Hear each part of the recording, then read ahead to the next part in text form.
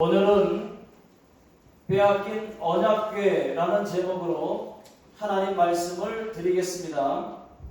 먼저 언약궤는 무엇인가를 말씀을 드리겠습니다.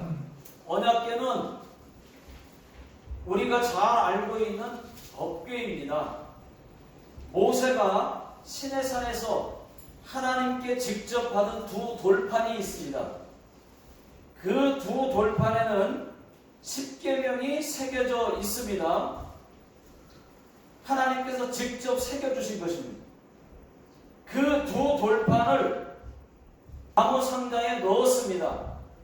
그 나무 상자가 법궤입니다. 언약궤입니다. 법궤라고도 하고 언약궤라고도 하고. 그럼 왜 법궤일까요? 십계명, 법이죠. 법이 들어있는 나무 상자라고 해서 법궤라고 불렀습니다. 그럼 왜 또 언약궤일까요? 그 십계명, 그 법은 하나님과 이스라엘 백성과의 언약입니다. 그 언약이 들어있는 그 나무 상자가 하나님과의 언약을 생각나게 하는 것이어서 언약궤라고 불렀습니다. 언약궤는 하나님의 임재를 상징하는 것입니다. 하나님이 그 속에 거하셨습니다. 그래서 이스라엘 백성들이 행진할 때에는 맨 앞에 고앗 자손들이 어깨에 메고 갔습니다. 그것이 법궤예요. 하나님이 앞에 간 것입니다. 요단강을 건널 때도 하나님이 앞에서, 언약궤가 앞에서 간 것입니다. 전쟁할 때도, 여리고성을 함락시킬 때도 법궤는 항상 앞에 있었습니다. 이스라엘 백성들에게 법궤라고 하는 것은 굉장히 중요한 것입니다. 자, 참고로 말씀을 드리겠습니다. 언약궤는 아카시아 나무로 만들었습니다. 안쪽과 이 바깥쪽을 금으로 발랐습니다. 색깔이 금색입니다. 그럼 언약궤의 사이즈는 얼마나 될까요? 크기. 출애굽기 25장 10절을 다 같이 읽어보겠습니다. 화면에 나와 있습니다. 시작. 그들은 조각목으로 궤를 짜되 길이는 2규빗 반, 너비는 1규빗 반, 높이는 1규빗 반이 되게 하고. 언약궤의 크기는 길이 2규빗 반, 넓이 1규빗 반, 높이 1규빗 반입니다. 이렇게 말하면 몇 센치인지 잘 몰라요. 그죠? 그때 당시에는 자가 없었습니다. 그래서 그때는 1규빗, 2규빗 그랬습니다. 한 팔뚝, 두 팔뚝 이랬습니다. 마찬가지, 같은 말이에요. 여러분, 1규빗이 성인 남자 한 팔뚝입니다. 한 팔뚝. 그러면 그래서 1규빗을 45cm로 정해버렸어요. 키가 큰 사람은 어떨까요? 50cm도 되겠죠. 키 큰 사람은. 저는 키가 평균 키보다 조금 작으니까 제가 직접 한 팔뚝을 재봤습니다. 38cm밖에 안 나오고요.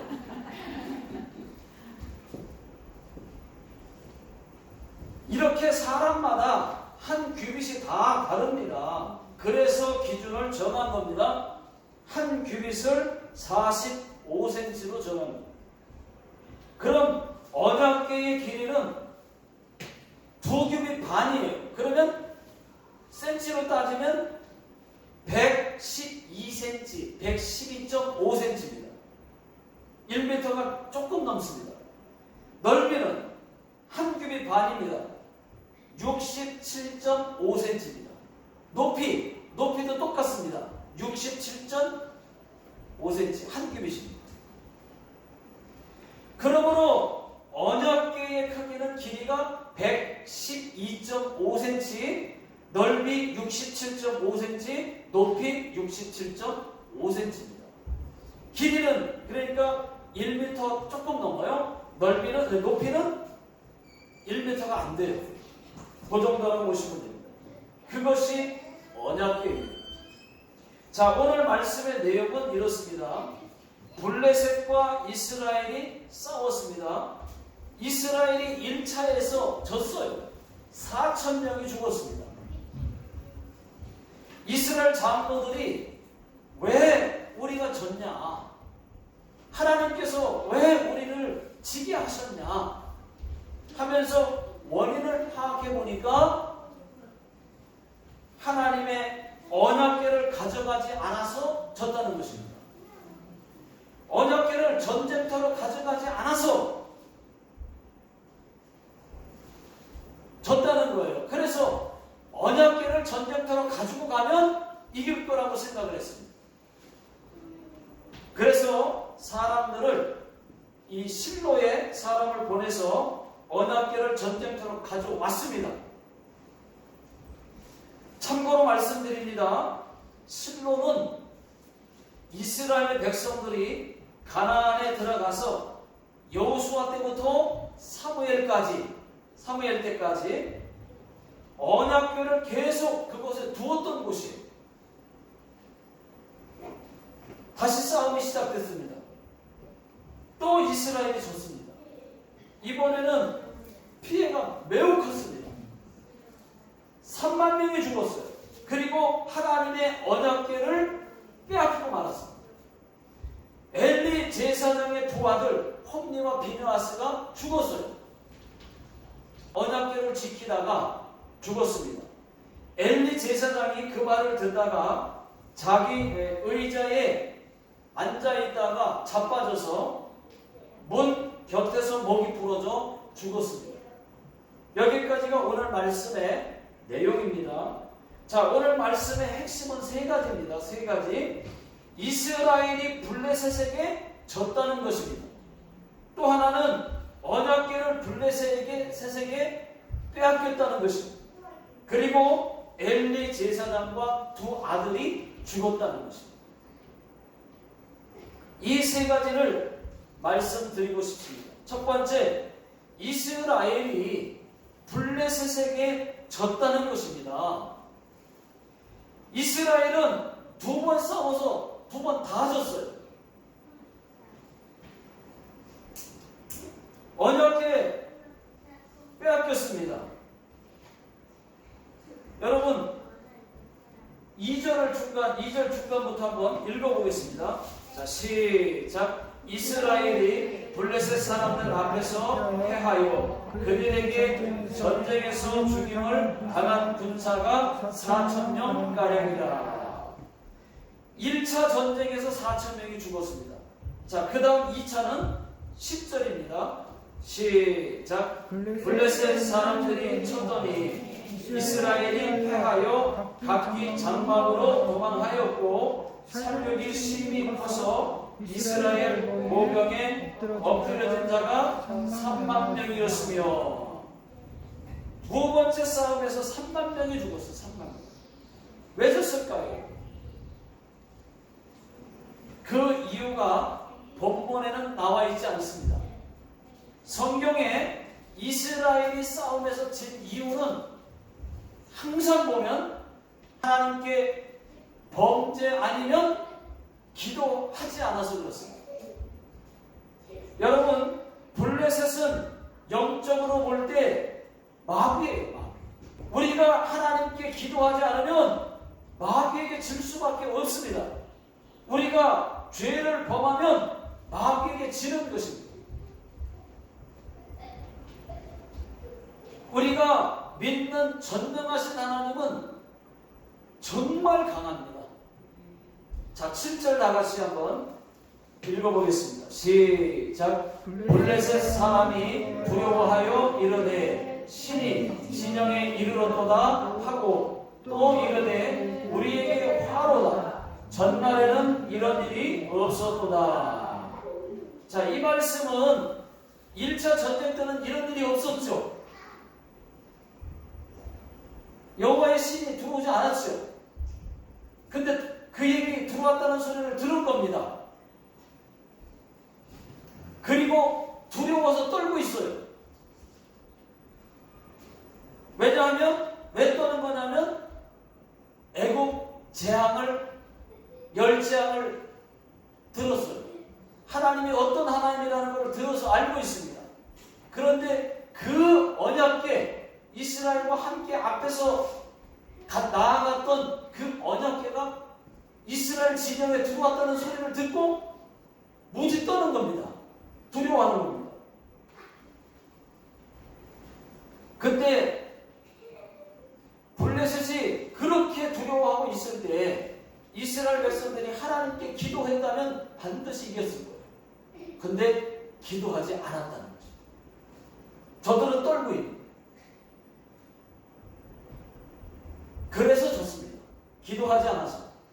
자, 9절 다 같이 읽어보겠습니다. 시작. 너희 블레셋 사람들아 강하게 되며 대장부가 되라. 너희가 히브리 사람의 종이 되기를 그들이 너희의 종이 되었던 것 같이 되지 말고 대장부 같이 되어 싸우라 하고.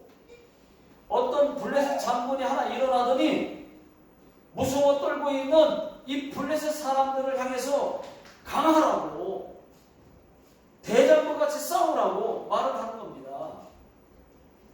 그 말을 듣고 블레셋 사람들이 용기를 얻어가지고 이스라엘을 쳤어요. 이스라엘을 이겨버렸어요. 여러분 그렇습니다. 우리가 기도하지 않으면 마귀에게 집니다. 우리가 기도하지 않으면 우리는 약해지고 마귀는 더 세져요.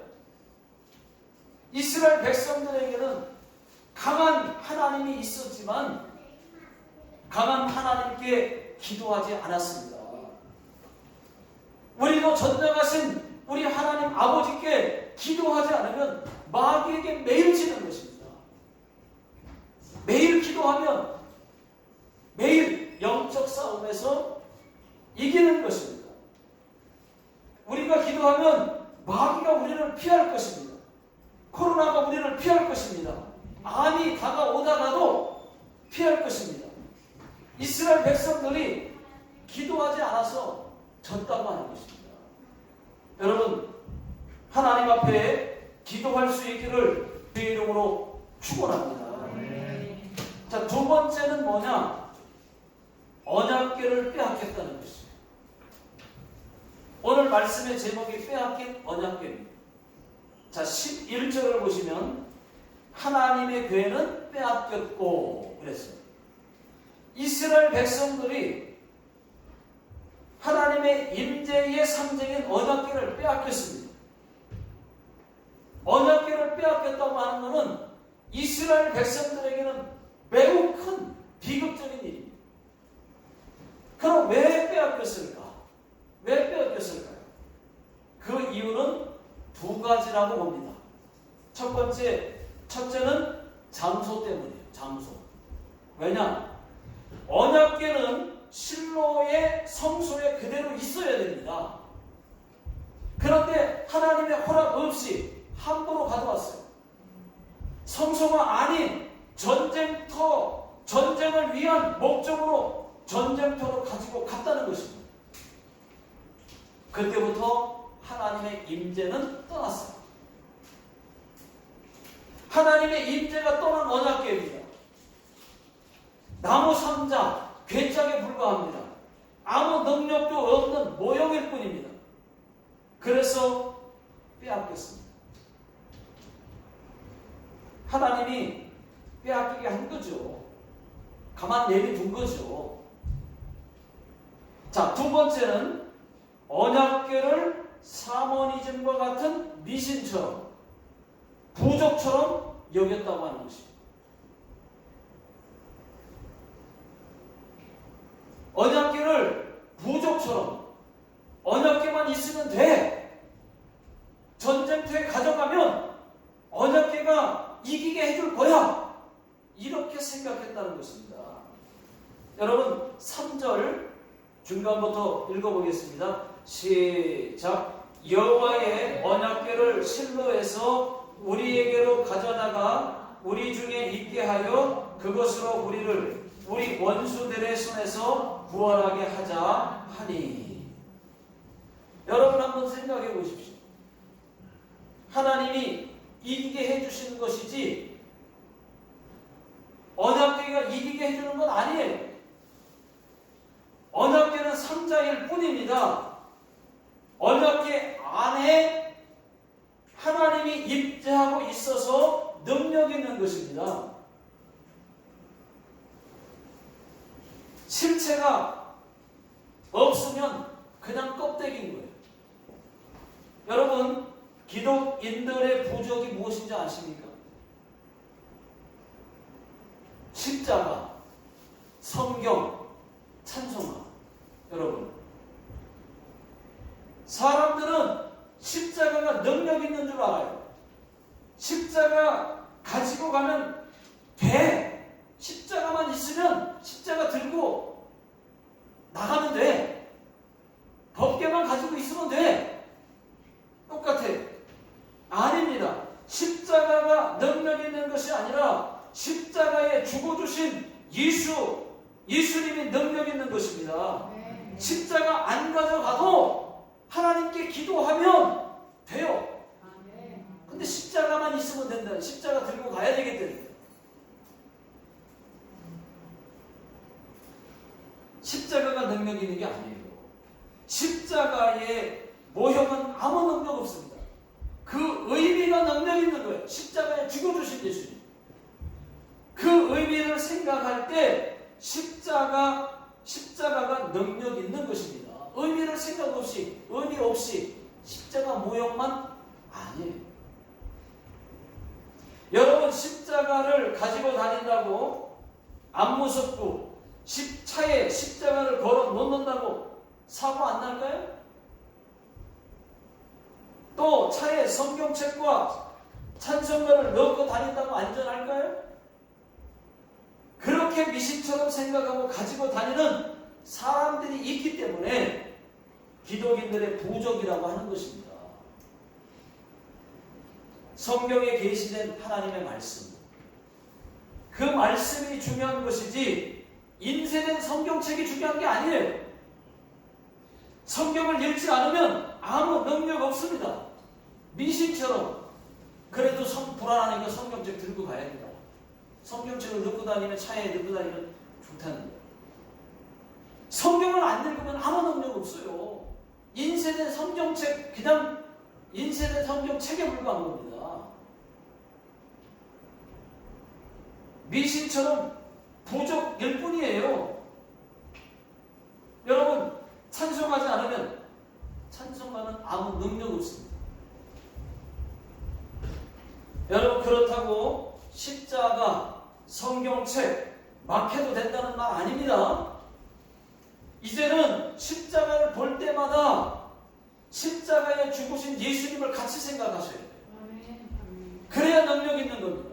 성경책을 볼 때마다 하나님의 말씀이지 하고 인쇄된 책, 성경책을 생각하는 게 아니라 그 안에, 언약궤 안에 임재하고 계신 하나님, 성경책 안에 하나님의 말씀, 그걸 생각해야 되는 거죠. 이스라엘 백성들이 하나님의 언약궤를 하나님이 임재하시는 언약궤로 보지 않았어요. 그것만 갖다 놓으면은, 전쟁터로 그걸 갖다 놓으면 언약궤가 이기게 해줄 거라고 생각을 했어요. 그래서 빼앗겼습니다. 자, 세 번째는 엘리와 두 아들이 죽었다는 것입니다. 자, 11절 다 같이 한번 읽어보겠습니다. 시작. 하나님의 궤는 빼앗겼고 엘리의 두 아들 홈니와 비느하스는 죽임을 당하였더라. 여러분, 엘리와 이 두 아들 홈니와 비느하스 둘이 죽었어요. 엘리 제사장 가문의 큰 비극입니다. 참고로 사무엘상 1장 9절에 보시면은 엘리는 제사장입니다. 그리고 동시에 이스라엘의 사사입니다. 오늘 읽은 말씀 18절에 보시면은 사사가 된 지 40년이라는 말씀이 있어요.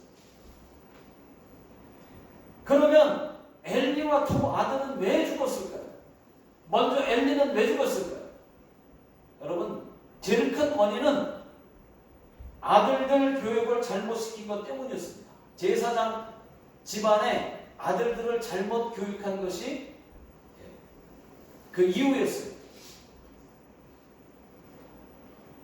하나님이 그것 때문에 엘리의 가문에 심판할 거라는 예언이 있습니다.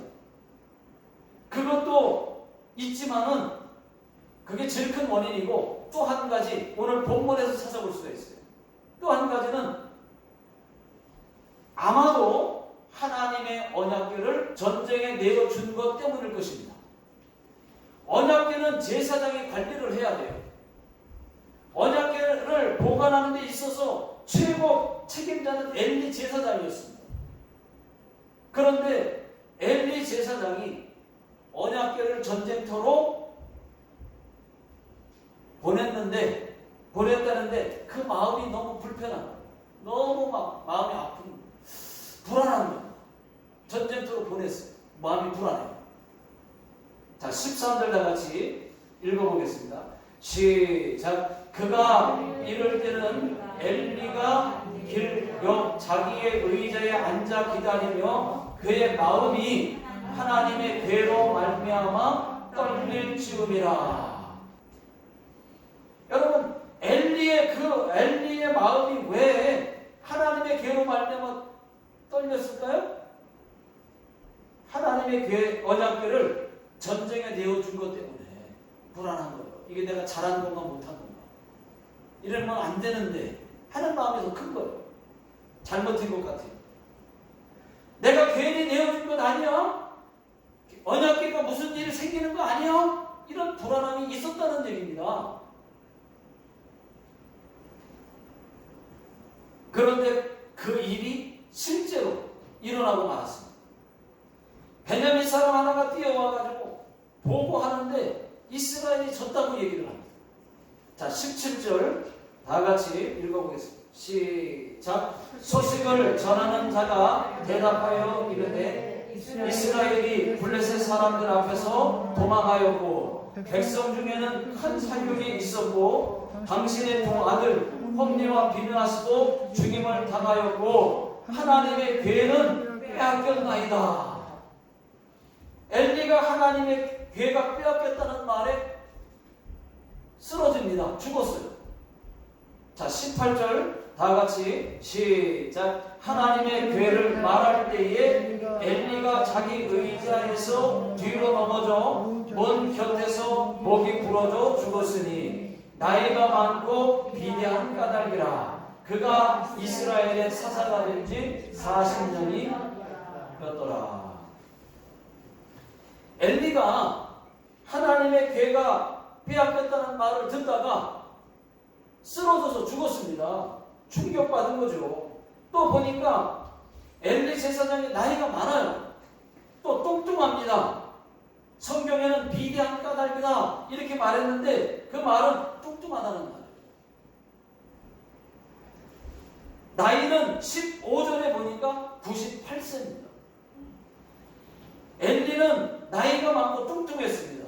여러분 상상이 되십니까? 엘리 제사장의 모습이 배가 이만큼 나왔겠죠. 나이가 많고 뚱뚱해요. 그래서 나온 말이 있습니다. 목사가 배가 많이 나오면 은혜가 안 된대. 이거 엘리 제사장 때문에 나온 말이에요.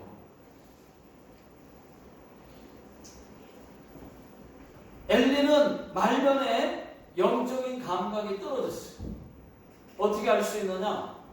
하나님께서 어린 사무엘에게 사무엘아 하고 부르니까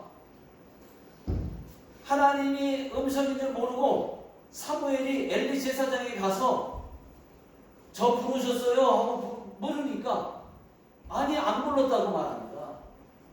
그래서 가서 자라고 얘기해요.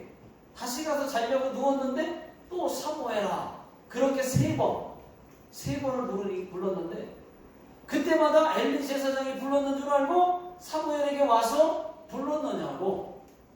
그러니까 안 불렀다는 거예요. 근데 세 번째 때 그때서야 이제 알아차리고 엘리 제사장이 하나님이 불렀는가 보다. 그러니까 이번에 또 세 번째 부르면, 이번에도 부르면 이제 예 하나님 말씀하십시오 이렇게 대답하라는 거예요. 그게 뭐예요?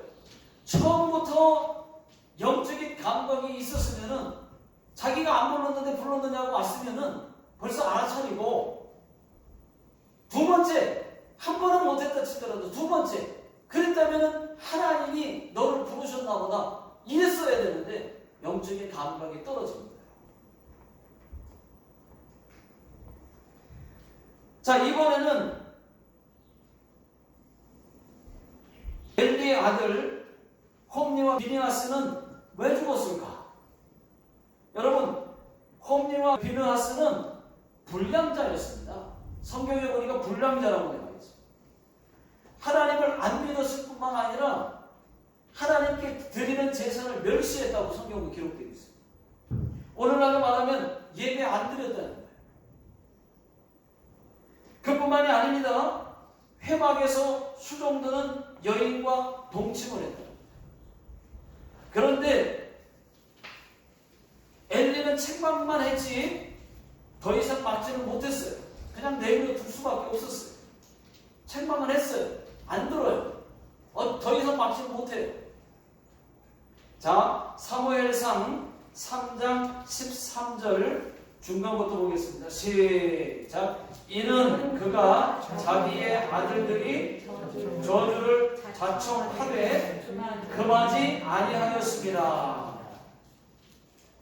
홈리와 비느하스가 자꾸 잘못된 짓을 하는데 알면서도 방치했다는 말입니다. 그 결과로 한날에 죽을 것이라고 하는 예언을 듣게 돼요. 자, 사무엘상 2장 34절 읽어보겠습니다. 시작. 네 두 아들 홈리와 비느하스가 한날에 죽으리니 그 둘이 당할 그 일이 내게 표징이 되리라. 이 예언대로 홈리와 비느하스가 전쟁에서 죽었습니다. 자, 4장 11절 오늘 말씀 읽은 말씀 4장 11절 시작. 하나님의 괴는 빼앗겼고 엘리의 두 아들 홈리와 비느하스는 죽임을 당하였다. 여러분, 엘리와 두 아들이 죽었다는 겁니다. 그 죽은 이유가 아버지는 아들의 교육을 잘못 시켰다고 하는 것이고요. 지나칠 정도로 잘못된 줄 알면서도 방치했다는 것이고, 그리고 영성도 영감도 떨어졌다는 것입니다. 아들들은 하나님도 안 믿고 예배도 안 드리고 불량배처럼 자기가 하고 싶은 대로 막 살았다는 거예요. 여기서 우리에게 주는 교훈은 자녀 교육입니다. 사실 오늘이 어린이 주일인데, 가정의 달 아닙니까? 어린이 주일인데 어린이 주일 설교하지 않았어요. 그나마 조금이라도 자녀 교육에 대해서 말씀드릴 수 있겠습니다. 조금. 여러분, 자녀 교육처럼 어려운 것이 없습니다. 부모 마음에 안 되는 것이 자녀 교육, 마음대로 안 되는 것이 자녀 교육입니다. 하나님 잘 믿게 하고 싶은데 잘 안 되는 것도 자녀들입니다. 천하의 다윗도 보십시오. 다윗도 자녀 교육은 실패했어요.